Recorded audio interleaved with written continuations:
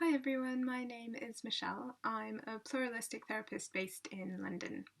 I'd say I'm a generalist, so don't have a specific niche in terms of issues. However, some of the areas I've worked with include relationships, loss, and grief in the broadest sense. So not just partner relationships, but friendships and familial ones too. And not just loss in terms of bereavement, but loss of identity, loss of childhood, loss of opportunity. I've also seen clients who want to talk about their social anxiety, abuse, identity and belonging, or more often lack of belonging. I grew up in a country, a different country to where either of my parents were from, which has informed a lot of my understanding around identity and belonging, and I'm sure is partly why I felt connected to working with these issues, among others. Having a collaborative relationship with clients is central to the way I practice, for them to feel ownership over the way we work together. And I like to think of it as working with clients, not just doing to clients. I spend time with them identifying their preferences and goals, not just at the start of a relationship, but revisiting throughout, including how they would like me to work with them, what focus the sessions should take, and what would help them feel safe. My approach is based around Egan's skilled helper model, which gives a framework to work with clients in.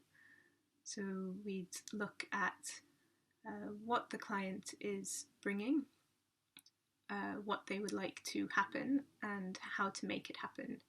And we might spend time in between all three stages, or only in one, depending on the client, and I may draw from multiple modalities or use only one, again depending on the client's preference. Some of the approaches I've worked with include person-centered, gestalt, solution-focused, existential and psychodynamic, as well as using creative techniques. The framework allows me to be flexible, moving between the different stages, and never being rigid, and being able to plug in different approaches depending on what the client is bringing and how they'd like to work with me. A bit more about me and how I came to all this.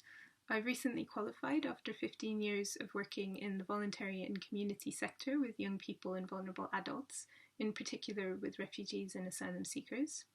I've just started a part-time job as a therapist with homeless young people who are 16 to 25 years old, and volunteer half a day a week with an adult homelessness charity.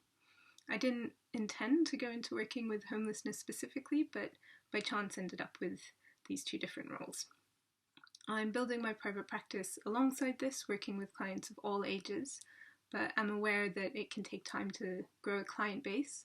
So for the time being, I'm doing private practice 1 day a week with the aim of going up to 2 days a week from next year. I also started a monthly blog this year. The first 2 posts are myths about therapy and about being an LGBTQIA+ affirmative therapist and what this means. And March's blog is about social justice and power in the counselling room.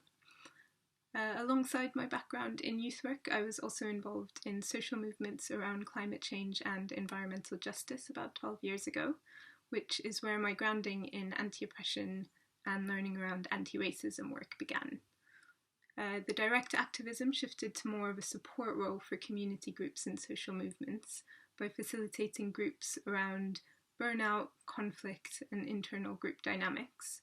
I mention this because drawing together this experience and my work with refugees and asylum seekers has really informed my commitment to working anti-oppressively and with an intersectional trauma-informed approach in my therapy practice. So it's really important for me to have an understanding of power dynamics, both in society and in the therapy room, and to strive towards not replicating social or societal oppression in my practice. I'm an LGBTQIA+ and gender affirming therapist, and in fact tend to refer to myself as identity affirming, as I work in this way with all identities, not just gender and sexuality. So also around cultural identity, neurodiversity, race, and disability, or whichever part or parts of their identity clients bring. I myself am part of the queer community, and though I work with clients of all sexualities, I know for some it's important to see a therapist who shares that aspect of their identity. I feel really honoured to be able to work as a therapist and support people in this way. It's an amazing thing to be able to do. I'm really excited to embark on this new journey and connect with you all. Thanks for listening.